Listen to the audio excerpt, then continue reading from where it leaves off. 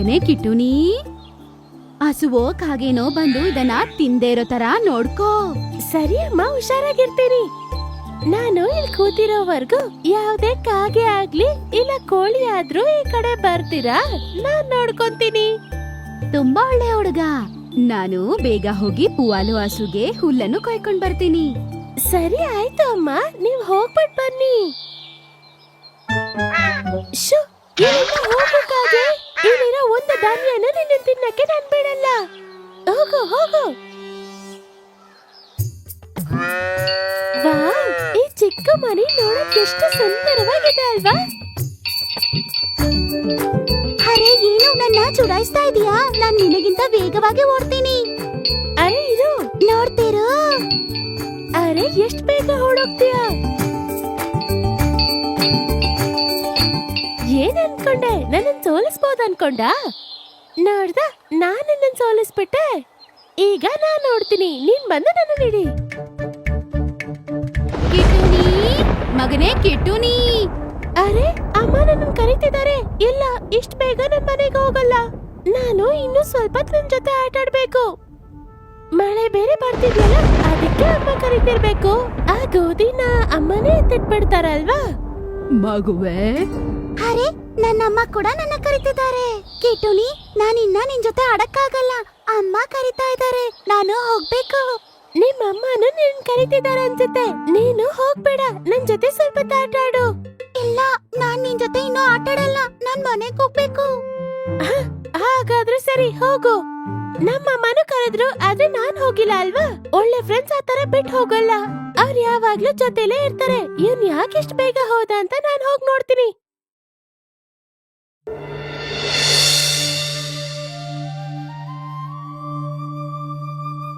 ಇಲ್ಲಿ ನೋಡು ಫ್ರೆಂಡ್, ನಾವು ಆಟ ಆಡ್ತಿರೋವಾಗ ಇಬ್ಬರ ಅಮ್ಮನೂ ನಮ್ಮನ್ ಕರೆದ್ರಲ್ವಾ? ನಾನ್ ಹೋಗ್ತೀರಾ ನಿನ್ ಜೊತೆ ಆಟ ಆಡ್ತಿದ್ದೆ. ಆದ್ರೆ ನಿಮ್ಮಮ್ಮ ಒಂದ್ಸತಿ ಕರೆದಿದ ತಕ್ಷಣ ನೀನ್ ಆಟ ಆಡೋದನ್ನೇ ಬಿಟ್ಬಿಟ್ಟು ಯಾಕೆ ಹೋದೆ? ಕಿಟ್ಟುನಿ, ನಮ್ಮ ಅಮ್ಮಂದಿರು ನಮಗೆ ಹೇಳೋದೆಲ್ಲಾನು ನಮ್ಮ ಒಳ್ಳೇದಕ್ಕೆ ಮಾತ್ರ. ನಾವು ಅವರ ಮಾತು ಕೇಳಿಲ್ಲ ಅಂತ ಅಂದ್ರೆ ಅದ್ರಿಂದ ನಾವೇ ಕಷ್ಟ ಪಡೋದು.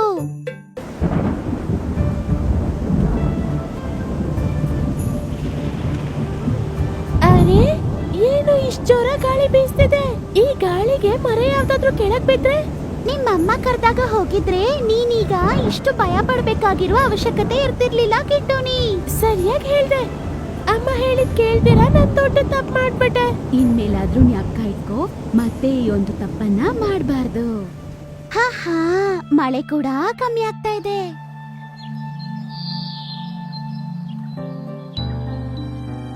ಅಮ್ಮ, ಮಗನೇ, ನೀನು ಎಲ್ಲಿದ್ದೆ ಕಣೋ? ಅಮ್ಮ, ನನ್ನನ್ನ ಕ್ಷಮಿಸ್ಬಿಡಿ.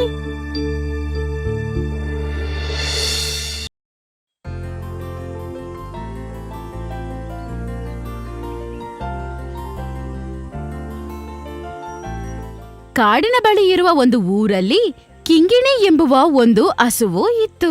ಕಿಂಗಿಣಿ ನೋಡಕ್ಕೆ ತುಂಬಾ ಸುಂದರವಾಗಿತ್ತು ಮತ್ತು ತುಂಬಾ ದೊಡ್ಡ ಸೋಂಬೇರಿ. ಅರೆ, ಬೆಳಗಾಗ್ಬಿಡ್ತು. ನಾನೀಗ ಎದ್ದೊಳ್ಬೇಕು.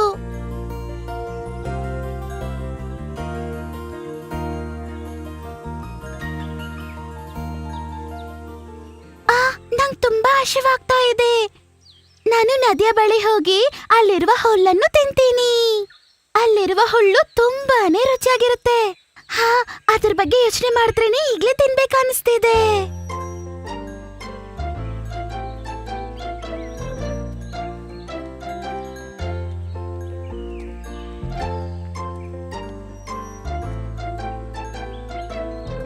ಕಿಂಗಿಣಿ, ನಿಲ್ಲು. ಒಬ್ಳೇ ಹೋಗ್ಬೇಡ, ನಾನು ಬರ್ತೀನಿ. ಆನೆಗಳ ಗುಂಪು ನದಿಯ ಬಳಿ ಬಂದಿರುತ್ತೆ. ಒಬ್ಳೇ ಹೋಗೋದು ತುಂಬಾ ಅಪಾಯಕಾರಿ. ಏನಾಗಲ್ಲ ಅಮ್ಮ, ನಾನು ಭದ್ರವಾಗಿರ್ತೀನಿ. ಏನ್ ಮಾಡ್ಲಿ, ಏನ್ ಹೇಳಿದ್ರು ಕೇಳೋದಿಲ್ಲ.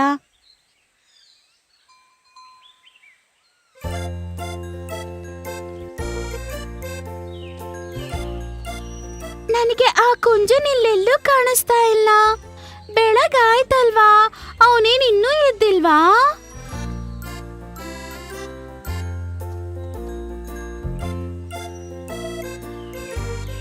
ನನ್ಗವನ್ ಎಲ್ಲೂ ಇಲ್ಲೂ ಕಾಣಿಸ್ತಿಲ್ಲ. ನಾನು ಅವನ್ ಮನೆಗೆ ಹೋಗಿ ಅಣ್ಣ ಕರ್ಕೊಂಡ್ ಬರ್ತೀನಿ. ಕಿಂಗಿಣಿ ಕರು ಮತ್ತೆ ಕುಂಜನ್ ಎಂಬುವ ಒಂದು ಇರುವೆ ಅದರ ತುಂಬಾ ಒಳ್ಳೆ ಸ್ನೇಹಿತೆ ಆಗಿದ್ಲು. ಕುಂಜ ಕುಂಜ, ಬೇಗ ಆಚೆ ಬಾ, ನಾವ್ ಹೋಗ್ಬೇಕಲ್ವಾ?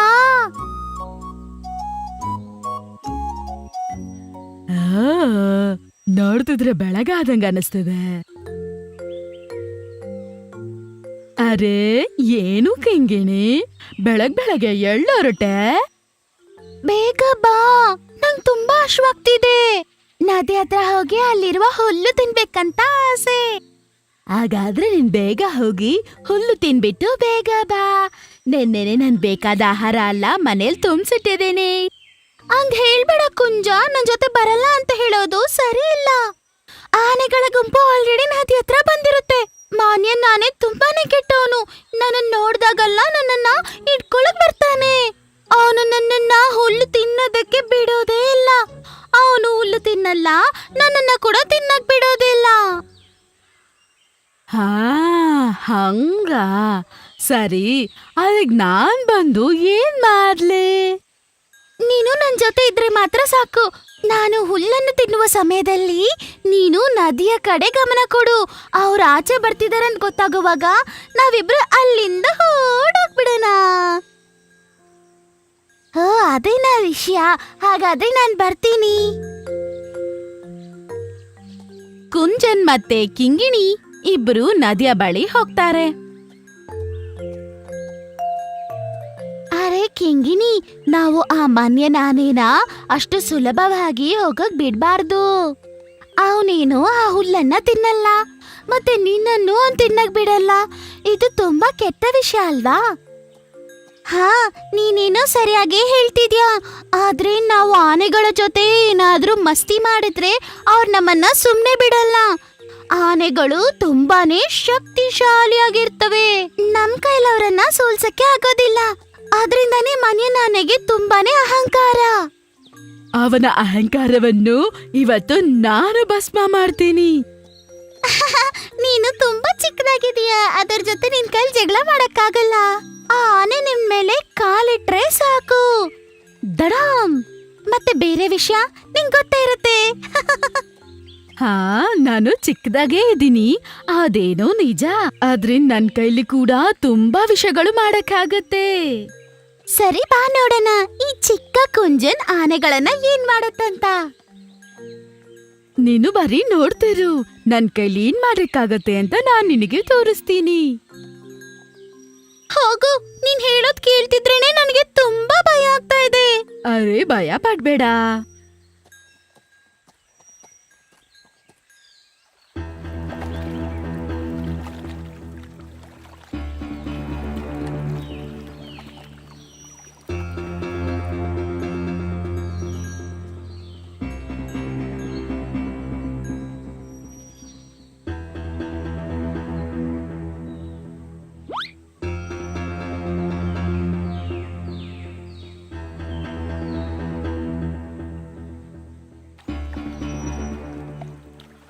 ಅಲ್ಲಿ ಕಿಂಗಿಣಿ ಹೊಲ್ ತಿಂತಾ ಇದೀಯಾ? ಅದಕ್ಕೆ ಇವತ್ತು ಎಲ್ಲಿಂದ ಆ ಧೈರ್ಯ ಬಂತು? ಅದು ನನ್ನ ಇಲ್ಲಿ ನೋಡೇ ಇಲ್ವಾ? ಪರವಾಗಿಲ್ಲ, ನಾನು ಹೋಗಿ ಮಾತಾಡ್ತೀನಿ.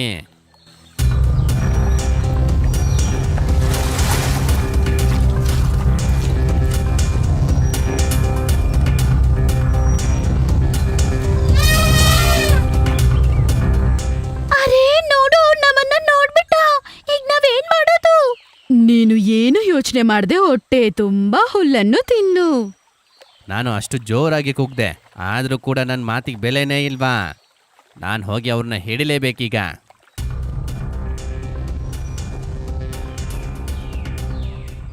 ಮನ್ಯನ್ ಜೊತೆ ನಾನ್ ಮಾತಾಡ್ತೀನಿ.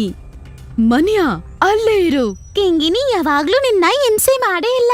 ಹಂಗಿದ್ದಾಗ ಕಾರಣನೇ ಇಲ್ದೆ ನೀನ್ ಯಾಕೆ ಯಾವಾಗ್ಲೂ ಅದಕ್ಕೆ ಹಿಂಸೆ ಕೊಡ್ತೀಯ? ಇದೆಲ್ಲ ಹೇಳೋದಕ್ಕೆ ನೀನ್ ಯಾರು? ನಾನು ನಿನ್ಮೇಲೆ ಕಾಲಿಟ್ರೆ ಹಾಗೆ ಚಟ್ನಿ ಆಗ್ಬಿಡ್ತೀಯ. ನಿಂಗೆ ಜೀವದ ಮೇಲೆ ಆಸೆ ಅಂತ ಇದ್ರೆ ನಮ್ಮಿಬ್ರ ಮಧ್ಯ ನೀನು ಬರಲೇಬಾರ್ದು.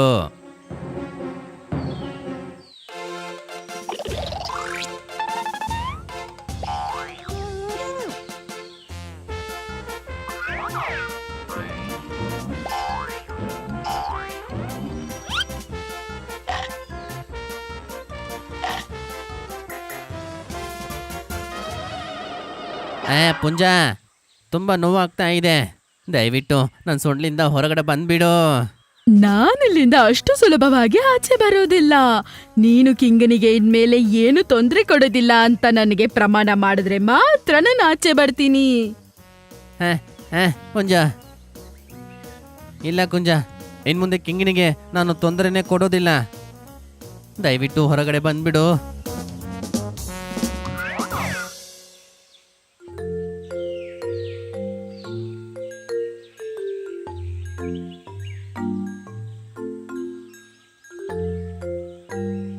ಮನಿಯಾ, ನೀನು ಶಕ್ತಿಶಾಲಿ, ಆದ್ರೆ ಬೇರೆಯವ್ರನ್ನ ಭಯ ಪಡಿಸೋದಕ್ಕೆ ಆ ಶಕ್ತಿಗಳನ್ನ ನೀನು ಉಪಯೋಗ ಮಾಡಬಾರ್ದು.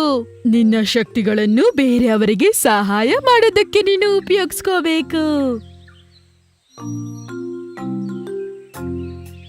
ಅವತ್ತಿಂದ ಮನಿಯನಾನೆ ಯಾವೊಂದು ಜಂತುಗೂ ತೊಂದರೆಯನ್ನು ಕೊಟ್ಟಿಲ್ಲ. ಅದು ಮಾತ್ರ ಅಲ್ಲ, ಕುಂಜನ್, ಕಿಂಗಿನಿ ಮತ್ತೆ ಮನಿಯನ್ ತುಂಬಾನೇ ಒಳ್ಳೆ ಸ್ನೇಹಿತರಾಗ್ಬಿಟ್ರು.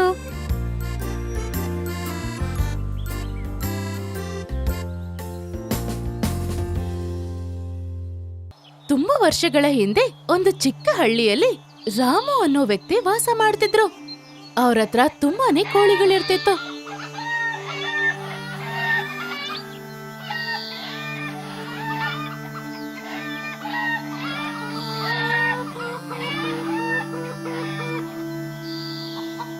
ಒಂದ್ ದಿವಸ ರಾಮುಗೆ ಗೊತ್ತಾಗತ್ತೆ ಅವ್ರ ಹತ್ರ ಇರೋ ಕೋಳಿಗಳಲ್ಲೊಂದು ಮೊಟ್ಟೆ ಇಡ್ತಿರ್ಲಿಲ್ಲ ಅಂತ. ಈ ಕೋಳಿನ ಹೇಗಾದ್ರೂ ಮಾಡಿ ಮಾರ್ಲೇಬೇಕು. ಹೇಗ್ ಮಾರೋದು? ಆ ಹಳ್ಳಿಯ ಮಾರ್ಕೆಟ್ ಅಲ್ಲಿ ಆ ಕೋಳಿನ ಹೇಗಾದ್ರೂ ಮಾರ್ಬಿಡ್ಬೇಕು ಅಂತ ಅವ್ರು ಅನ್ಕೊಂಡ್ರು. ಬೇರೆ ಅವ್ರನ್ನ ಏಮಾರ್ಸೋದು ಅಂದ್ರೆ ರಾಮುಗೆ ತುಂಬಾ ಇಷ್ಟ. ರಾಮು ಮೊಟ್ಟೆ ಹಿಡ್ದಿರೋ ಆ ಕೋಳಿ ಹಾಗೂ ಬೇರೆ ಕೋಳಿ ಇಟ್ಟಿರೋ ಮೊಟ್ಟೆನ ತಗೊಂಡು ಮಾರ್ಕೆಟ್ಗೆ ಹೊರಟು ಹೋಗ್ತಾರೆ. ರಾಮು ಮಾರ್ಕೆಟ್ಗೆ ಹೋಗೋ ದಾರಿಯಲ್ಲಿ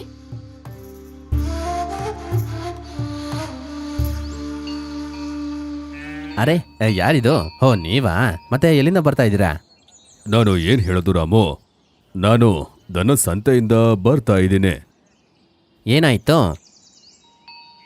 ನಾ ಈ ದನವನ್ನ ಮಾರೋದಿಕ್ಕೆ ಹೋದೆ. ಸ್ವಲ್ಪ ದಿನದಿಂದ ತುಂಬಾ ಕಮ್ಮಿ ಹಾಲು ಕೊಡ್ತಾ ಇದೆ. ಯಾರು ಇದನ್ನ ತಗೊಳ್ತಾನೆ ಇಲ್ಲ.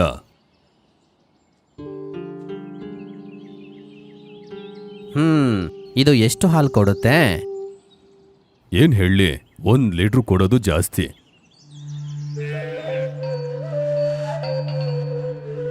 ಮತ್ತೆ ರಾಮು, ಈ ಕೋಳಿಯನ್ನ ತಗೊಂಡು ಸಂತೆಗೆ ಹೋಗ್ತಾ ಇದೀಯಾ? ಹಾ, ಇಲ್ಲ, ಇದನ್ನ ತಗೊಂಡು ನಾನು ಬೇರೆ ಕಡೆ ಹೋಗ್ತಾ ಇದ್ದೀನಿ. ಈ ಕೋಳಿ ಜೊತೆಗ? ಅರೆ, ನೀವು ಯಾರಿಗೂ ಕೂಡ ಹೇಳ್ಬೇಡಿ, ಇದು ಮಾಂತ್ರಿಕ ಕೋಳಿ. ಮಾಂತ್ರಿಕ ಕೋಳಿನ? ಸುಳ್ಳು ಹೇಳ್ಬೇಡ ರಾಮು. ನೀವು ನಂಬಿದ್ರೆ ನಂಬಿ, ಇಲ್ಲಾಂದ್ರೆ ಬಿಡಿ. ಈ ಕೋಳಿ ಒಂದಿನಕ್ಕೆ 10 ಮೊಟ್ಟೆ ಕೊಡುತ್ತೆ. ಹೌದಾ? ಆವಾಗವಾಗ ಈ ಕೋಳಿ ಬಂಗಾರದ ಮೊಟ್ಟೆ ಕೂಡ ಕೊಡ್ತಾ ಇರುತ್ತೆ. ಆದ್ರೆ ಇದಕ್ಕೆ ಆಧಾರ ಏನು? ನೋಡಿ, ಇದೆಲ್ಲವೂ ಕೂಡ ಈ ದಿನ ಇಟ್ಟಿದ್ದ ಮೊಟ್ಟೆ. ಇದು ಯಾವಾಗ ಬಂಗಾರದ ಮೊಟ್ಟೆ ಇಡುತ್ತಂತ ಗೊತ್ತಿಲ್ಲ. ಅದಕ್ಕೆ ಇದನ್ನ ತಗೊಂಡು ನಾನು ಓಡಾಡ್ತಾ ಇದ್ದೀನಿ. ನೀ ಹೇಳೋದು ನನ್ನಿಂದ ನಂಬಕ್ಕೆ ಆಗ್ತಾ ಇಲ್ಲ. ಸರಿ, ನೀವು ನಂಬೋದು ಬೇಕಾಗಿಲ್ಲ. ನಾನು ಇದನ್ನ ಒಂದು ಪಂಜರದಲ್ಲಿ ಹಾಕಿಡ್ತೀನಿ. ಯಾವಾಗಲೂ ತಗೊಂಡು ಹೋಗೋದು ತುಂಬಾ ಕಷ್ಟ ಆಗ್ತಾ ಇದೆ ನನಗೆ. ರಾಮು, ನೀನು ಈ ಕೋಳಿಯನ್ನ ಮಾರ್ತೀಯಾ? ಇಲ್ಲ, ನಾನು ಇದನ್ನ ಮಾರಲ್ಲ. ಅದು ನನಗೆ ನಷ್ಟ ಆಗುತ್ತೆ. ನಾನು ಒಳ್ಳೆ ಬೆಲೆ ಕೊಡ್ತೀನಿ, ಜೊತೆಗೆ ಈ ದನವನ್ನ ಕೊಡ್ತೀನಿ. ಎಷ್ಟು ದುಡ್ಡು ಕೊಡ್ತೀರಾ? ನನ್ನ ಹತ್ರ 4 ಬೆಳ್ಳಿ ನಾಣ್ಯ ಇದೆ. 4 ಬೆಳ್ಳಿ ನಾಣ್ಯನ? ಅದು ಕೂಡ ಬಂಗಾರದ ಮೊಟ್ಟೆ ಕೊಡೋ ಕೋಳಿಗ? ಇದು ಬಂಗಾರದ ಮೊಟ್ಟೆ ಇಡುತ್ತೆ.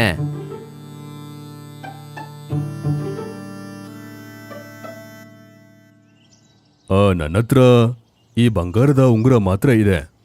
ಅದಕ್ಕೆ ಬದಲಾಗಿ ಜಾದೂ ಕೋಳಿ ಕೊಟ್ರೆ ಚೆನ್ನಾಗಿರುತ್ತೆ.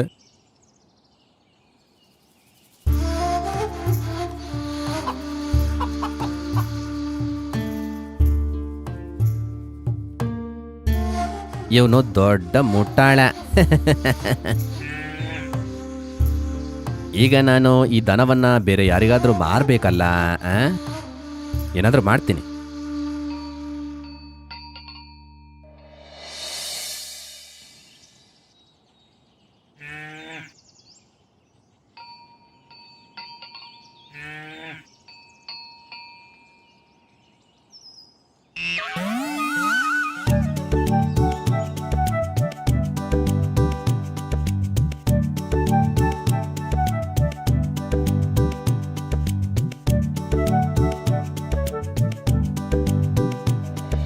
ಏನಿದು ರಾಮು, ನೀನು ದನ ಕೂಡ ಸಾಕ್ತಾ ಇದೀಯಾ? ಅರೆ, ಇದು ಸಾಧಾರಣವಾದ ದನ ಅಲ್ಲ.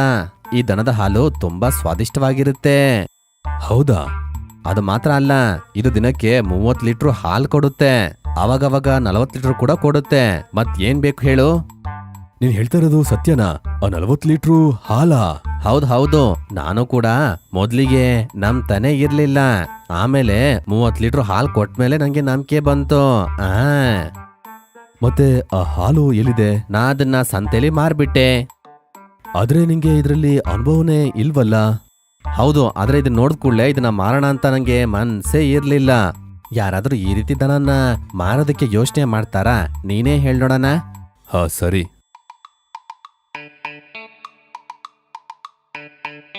ಸ್ವಲ್ಪ ದಿನದಿಂದ ನಾನು ಕೂಡ ಯೋಚನೆ ಮಾಡ್ತಾ ಇದ್ದೀನಿ, ನಾನು ಒಂದು ದನವನ್ನ ತಗೋಬೇಕು ಅಂತ. ಹಾಗಿದ್ರೆ ಒಳ್ಳೆ ದನ ನೋಡಿ ನೀವು ತಗೊಳ್ಳಿ. ನಾನು ಇದಕ್ಕೋಸ್ಕರ 20 ಬೆಳ್ಳಿ ನಾಣ್ಯವನ್ನ ಕೊಟ್ಟಿದ್ದೀನಿ. ನಾನಿಂಗೆ 50 ಬೆಳ್ಳಿ ನಾಣ್ಯ ಕೊಡ್ತೀನಿ. ಈ ದನವನ್ನ ನಂಗೆ ಕೊಡ್ತೀಯಾ? ಓ, ನನ್ನ ಕ್ಷಮಿಸ್ಬಿಡು, ನಾ ಇದನ್ನ ಮಾರೋದೇ ಇಲ್ಲ. ಇಲ್ಲಿ ನೋಡು ರಾಮ, ನಿಂಗೆ ದನವನ್ನ ಸರಿಯಾಗಿ ಸಾಕಕ್ಕೂ ಬರಲ್ಲ. ಮತ್ತೆ ನಂಗೆ ದನ ಬೇಕು. ನಾನು ಹೇಳ್ದನ್ನ ಅರ್ಥ ಮಾಡ್ಕೋ, ಸರಿನಾ? ಹಾಗಿದ್ರೆ ನೀನಂಗೆ ಒತ್ತಾಯ ಮಾಡ್ತಾ ಇದೀಯಾ? ನಾನ್ ನಿಂಗೆ ಆಗಲ್ಲ ಅಂತ ಕೂಡ ಹೇಳ್ಬಾರ್ದು. ಸರಿ, ತಗೊಂಡು ಹೋಗು. ನಾ ಇದ್ರತ್ರ ಹಾಲ್ ಮಾತ್ರ ಕರ್ಕೋತೀನಿ ಅಷ್ಟೇ. ನೀನು ನಂಗೆ 50 ಬೆಳ್ಳಿ ನಾಣ್ಯ ಕೊಡ್ಬೇಕಾಗಿಲ್ಲ. ನೀನು ನಂಗೆ 20 ಕೊಟ್ರು ಸಾಕು. ಇದನ್ನ ಕೇಳಿ ಆ ವ್ಯವಸಾಯಿ ತುಂಬಾ ಖುಷಿ ಪಟ್ಟು ಅಷ್ಟೊಂದು ಖುಷಿಯಲ್ಲಿ ಹಸುವಿಗೆ ಹಾಲ್ ಕರಿಯೋದನ್ನೇ ಮರ್ತು ಬಿಡ್ತಾರೆ. ಈಗ ಅರ್ಥ ಆಯ್ತಾ ರಾಮುವಿನ ಬುದ್ಧಿವಂತಿಕೆ? ರಾಮು ತುಂಬಾನೇ ಖುಷಿ ಪಡ್ತಾರೆ. ಆಮೇಲೆ ಹಾಲ್ ಕರಿಯೋದ್ರ ಬಗ್ಗೆ ಏನು ಮಾತಾಡದಿರಾನೆ ಅವರು 20 ಬೆಳ್ಳಿ ನಾಣ್ಯಗಳನ್ನು ಕೊಟ್ಟು ಆ ಹಸುವನ್ನ ಖರೀದಿಸ್ತಾರೆ.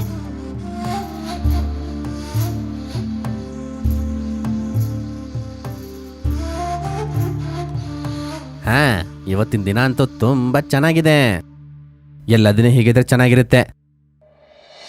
ಆ ಹಸುವನ್ನು ಖರೀದಿಸಿದ ವ್ಯವಸಾಯಿ ಹಸುವಿಗೆ ತುಂಬಾ ಜಾಸ್ತಿ ಹುಲ್ಲುಗಳನ್ನ ಕೊಡ್ತಾರೆ. ಆದ್ರೆ ಆ ವ್ಯವಸಾಯಿನ ಖುಷಿ ತುಂಬಾ ಹೊತ್ತು ಉಳಿಲಿಲ್ಲ. ಮಾರನೇ ದಿವಸ ವ್ಯವಸಾಯಿ ಹಸುವಿನ ಹಾಲ್ ಕರಿಬೇಕನ್ಕೊಂಡಾಗ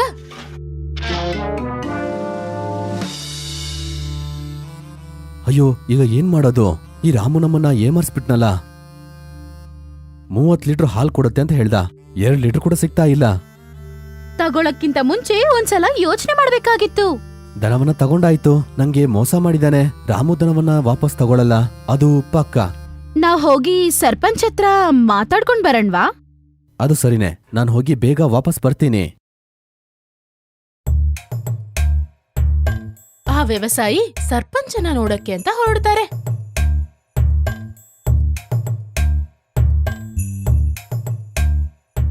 ಆಮೇಲೆ ಆ ವ್ಯವಸಾಯಿ ಸರ್ಪಂಚ್ ಹತ್ರ ನಡೆದಿರೋ ಎಲ್ಲದನ್ನು ಹೇಳ್ತಾರೆ. ಕೇಳು, ಹೋಗಿ ರಾಮು ಹತ್ರ ಹೇಳು, ನೀ ಕೊಟ್ಟಿದ್ದನ ಜಾಸ್ತಿ ಹಾಲು ಕೊಡುತ್ತೆ ಅಂತ. ಮತ್ತೆ ಇನ್ನೊಂದನ್ನ ಹೇಳು, ಎಲ್ಲ ಹಾಲನ್ನ ನಂಗ್ ಕೊಡ್ತಾ ಇದೀನಿ ಅಂತ. ಈ ತರ ರಾಮು ಸರ್ಪಂಚ್ ಹೇಳಿದ್ದನ್ನ ಕೇಳಿ ಆ ವ್ಯವಸಾಯಿ ರಾಮು ಅವ್ರ ಮನೆಗೆ ಹೋಗ್ತಾರೆ. ರಾಮು ಅವ್ರ ಮನೆ ಹತ್ರ ಹೋಗ್ತಿರೋವಾಗ್ಲೇ ರಾಮು, ನಿಂಗೆ ತುಂಬಾ ತುಂಬಾ ಧನ್ಯವಾದ. ನನ್ನ ಮತ್ತೆ ನನ್ನ ಪರಿವಾರ ನಿನ್ನ ದನದಿಂದ ಉಳ್ಕೋಬಿಟ್ವಿ. ಹೌದಾ? ಹೌದು ರಾಮು, ದನ 50 ಲೀಟರ್ ಹಾಲು ಕೊಡ್ತಾ ಇದೆ. ಆ ಎಲ್ಲ ಹಾಲನ್ನ ಗ್ರಾಮದ ಮುಖ್ಯಸ್ಥರಿಗೆ ಕೊಡ್ತಾ ಇದ್ದೀನಿ. ಸರಿ ರಾಮು, ನಾ ಬರ್ಲಾ? ಮತ್ತೆ ಭೇಟಿಯಾಗೋಣ. ನಾನು ಇವನಿಗೆ ದನವನ್ನು ಕೊಟ್ಟು ತಪ್ಪು ಮಾಡಿದ್ನಾ? ನಾನು ಗ್ರಾಮದ ಮುಖ್ಯಸ್ಥರ ಹತ್ರ ಹೋಗ್ತೀನಿ. ರಾಮು ಅವತ್ತಿನ ದಿವಸನೇ ಸರ್ಪಂಚ್ನ ನೋಡಕ್ಕೆ ಅಂತ ಅವ್ರ ಮನೆಗೆ ಹೋಗ್ತಾರೆ. ಯಾರು? ರಾಮು, ಬಾ ಬಾ ಬಾ. ನಿಮಗೆ ಹಾಲು ಬೇಕಿತ್ತು ಅಂತ ಕೇಳ್ಪಟ್ಟೆ. ಹಾ, ನಂಗ್ ಬೇಕಾಗಿತ್ತು. ಆದ್ರೆ ಆ ರೈತ ದಿನಾಲು ಕೂಡ ತುಂಬಾ ರುಚಿಕರವಾದ ಹಾಲನ್ನ ತಂದು ಕೊಡ್ತಾ ಇದ್ದಾನೆ.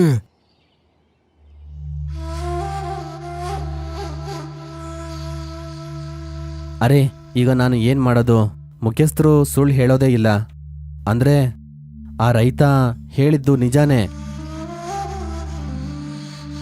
ರಾಮು ತುಂಬಾನೇ ಬೇಜಾರಾಗಿ ಆ ವ್ಯವಸಾಯಿನ ನೋಡಕ್ಕೆ ಅಂತ ಅವ್ರ ಮನೆಗೆ ಹೋಗ್ತಾರೆ.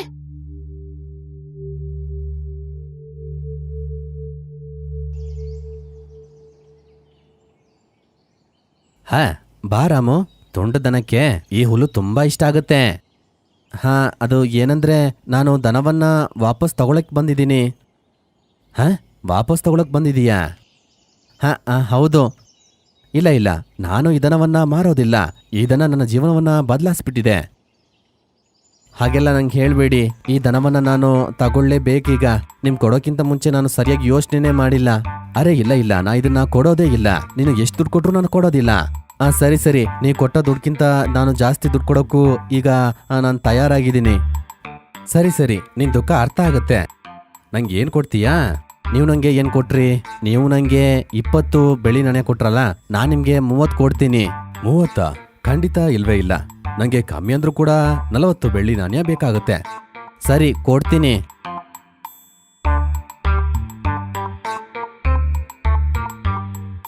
ಜಾಸ್ತಿ ಕೊಟ್ಟು ತಗೊಂಡ್ರೆ ಏನಂತೆ? ಲಾಭ ನಂಗೆ ಆಗತ್ತೆ ತಾನೇ? ರಾಮು, ನೀನು ಯಾವ ಗುಂಡಿ ತೋಡಿದ್ಯೋ ಅದರಲ್ಲೇ ಬಿದ್ಬಿಟ್ಟೆ. ಕಿಚ್ಚು ಮತ್ತೆ ಅವರ ಅಜ್ಜಿ ಇಬ್ಬರು ಒಂದು ಚಿಕ್ಕ ಗ್ರಾಮದಲ್ಲಿ ಜೀವಿಸ್ತಾ ಇದ್ರು.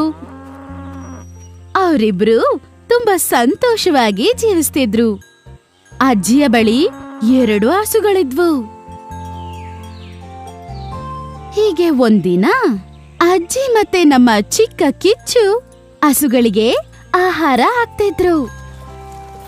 ಮಗನೇ ಕಿಚ್ಚು, ಈ ಹುಲ್ಲನ್ನು ತಗೊಂಡು ಹೋಗಿ ಕಪ್ಪು ಹಸುವಿಗೆ ತಿನ್ಸು. ಹೌದು ಅಜ್ಜಿ.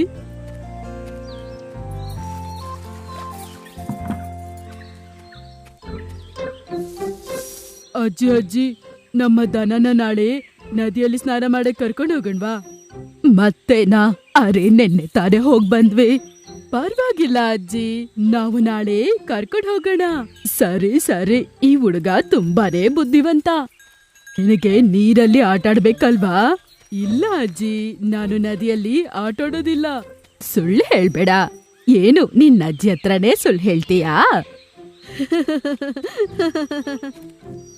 ಅದೇ ಸಮಯದಲ್ಲಿ ಹಸುವಿನಿಂದ ನರ್ಲಾಡ್ತಿರುವ ಒಂದು ಭಿಕ್ಷಕ ಆ ಕಡೆ ಭಿಕ್ಷೆ ಬೇಡ್ಕೊಂಡ್ ಬರ್ತಿರ್ತಾನೆ. ಅಜ್ಜಿಯನ್ನ ನೋಡಿದ ತಕ್ಷಣ ಆ ಭಿಕ್ಷಕ ಅಜ್ಜಿಯ ಬಳಿ ಮೆತ್ತಗೆ ನಡ್ಕೊಂಡ್ ಬರ್ತಾನೆ. ಓಹೋ, ನಂಗೆ ತುಂಬಾ ಸುಸ್ತಾಗಿದೆ. ನಾನು ತುಂಬಾ ದೂರದಿಂದ ಬರ್ತಾ ಇದ್ದೀನಿ. ತುಂಬಾ ನಡೆದ್ಬಿಟ್ಟೆ. ನಾನು ಭಿಕ್ಷುಕ, ಹಸುವಾಗ್ತಾ ಇದೆ. ಕೃಪೆ ಮಾಡಿ ಏನಾದ್ರೂ ಇದ್ರೆ ಕೊಡ್ತೀರಾ? ನಂಗೆ ತುಂಬಾ ಹಸುವಾಗ್ತಾ ಇದೆ. ಹಾ, ಸರಿ ಸರಿ. ಕೈ ಕಾಲ್ ಮುಖ ತೊಳ್ಕೊಂಡು ವೆರಾಂಡದಲ್ಲೇ ಕುತ್ಕೋ. ನಿನಗೆ ಊಟ ತಗೊಂಡು ಬರ್ತೀನಿ.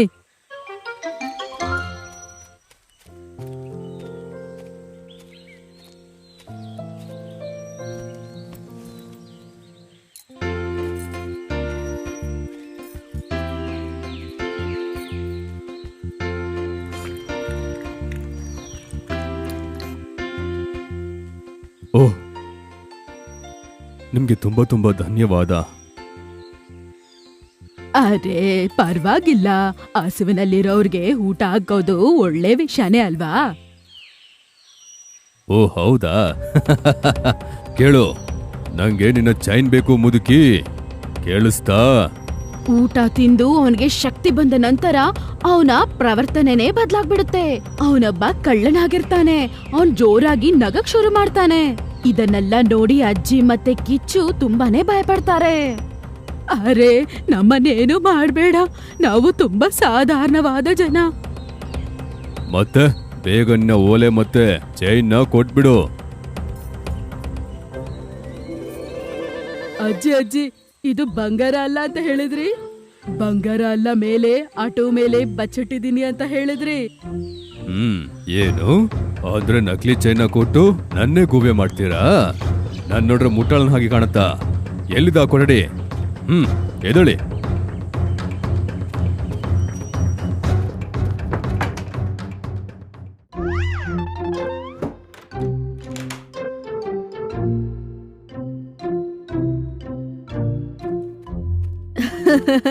ಅಜ್ಜಿಯ ಹುಷಾರಾದ ಮೊಮ್ಮಗ.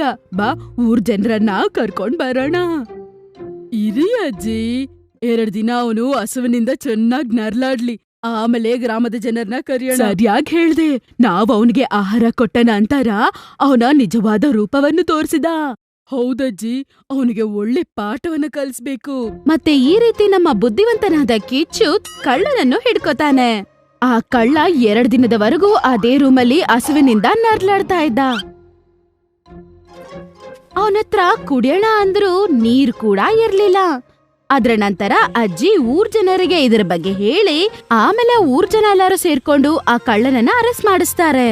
ಮತ್ತೆ ಯಾವಾಗ್ಲೂ ಆ ಕಳ್ಳ ಆ ಊರಿನ ಕಡೆ ಬಂದೇ ಇಲ್ಲ.